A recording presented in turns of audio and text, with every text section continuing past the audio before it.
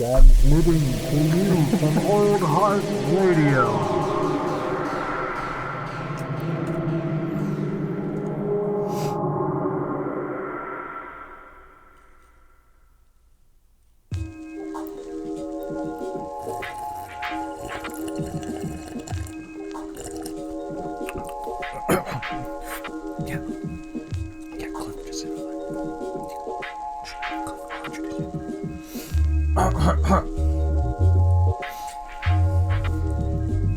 Hello, yes, once again, you filthy rotten hot dogs. I gotta stop calling you that. You're just regular hot dogs, I know.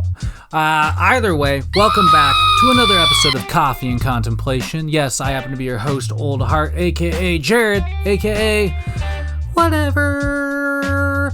Either way, today I have a special guest, a special friend. Not like that kind of special friend. Just, somebody. Here to do an ongoing segment or episode series for Coffee and Contemplation. Cliff H. Enger is here to read some excerpts from his favorite literary endeavors. And like I said, hopefully we can get him in to do a little more often. But anyway, I'm going to pass it off to my friend Cliff.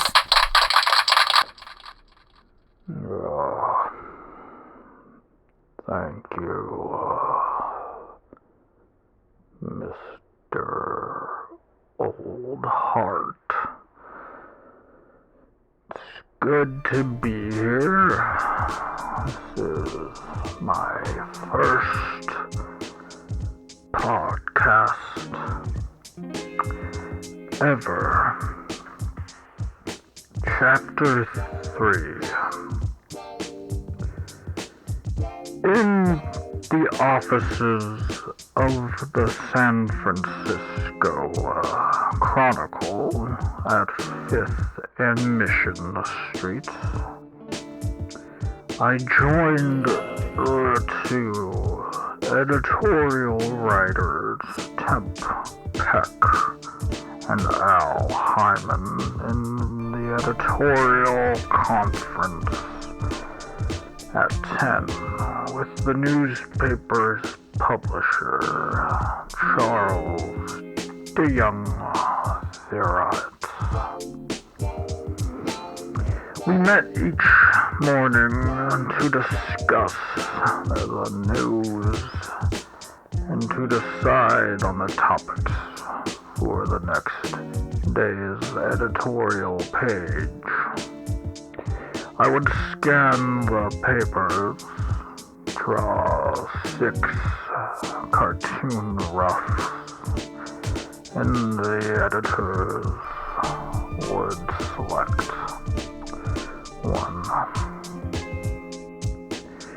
After I redrew it in ink on the illustration board, it would be the editorial cartoon for the next edition.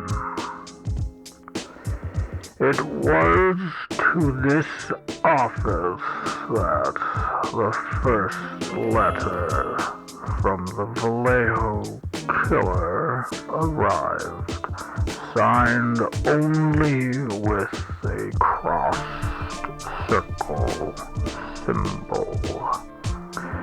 In addition, the killer had enclosed a cipher message composed of arcane symbols. A long tradition exists of writers and artists attempting to solve true crimes in their works of fiction. From Poe, The Mystery of Murray Rogoat, and Mary Roberts Reinhardt, and The First Mate Bram murder case, to Arthur Conan Doyle and Agatha Christie, who was instrumental in solving an actual Akhenaten poisoning case. Oscar Wilde and the 19th century British painter Walter Sickert both claimed to know who Jack the Ripper really was.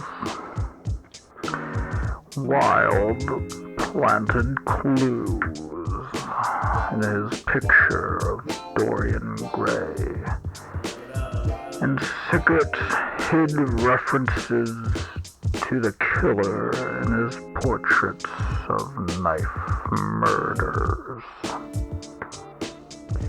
In recent years, for a brief time, Sickert was actually a Ripper suspect himself. This was in the back of my mind as I looked at the small printing on the letter.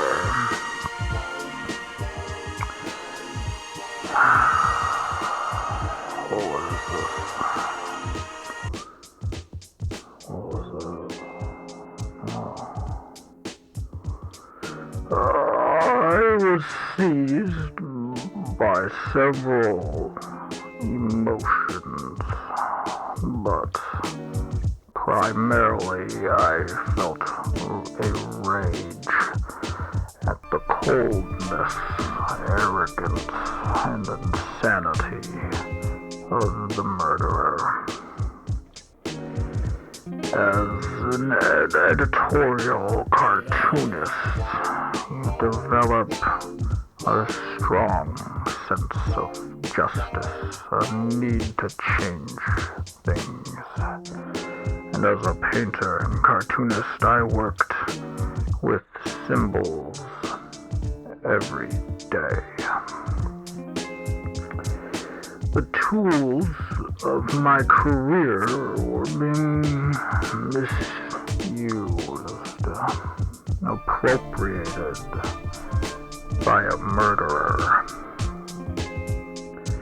At this time, no killer since Jack the Ripper had ridden the press and taunted the police with clues to his identity.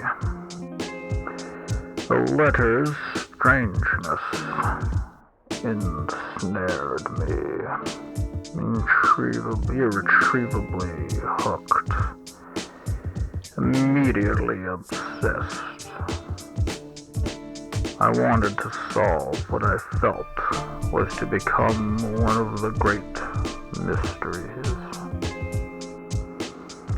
The letter, in blue felt-tip pen, read, "Dear Editor, this is the murderer of the 2 teenagers last Christmas at Lake Herman, and the girl on the 4th of July near the golf course in Vallejo. To prove I killed them, I shall state some facts which only I and the police know. Christmas. The brand name of ammo was Super X. 10 shots were fired. The boy was on his back with his feet to the car. The girl was on her right side, feet to the west. 4th July. Girl was wearing patterned slacks. The boy was also shot in the knee. Brand name of ammo was Western. Over. Here is part of a cipher. The other two parts of the cipher are being mailed to the editors of the Vallejo Times and San Fran Examiner.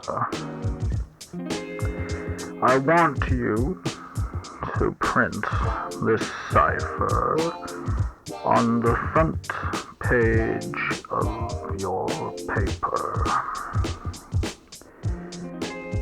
In this cipher is my identity.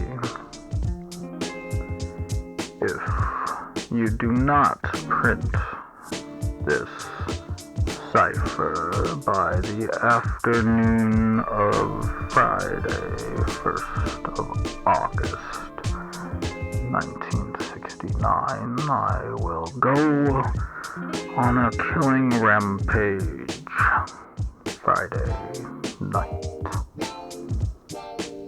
I will cruise around all weekend, killing lone people in the night, then move on to kill again until I end up with a dozen people over the weekend.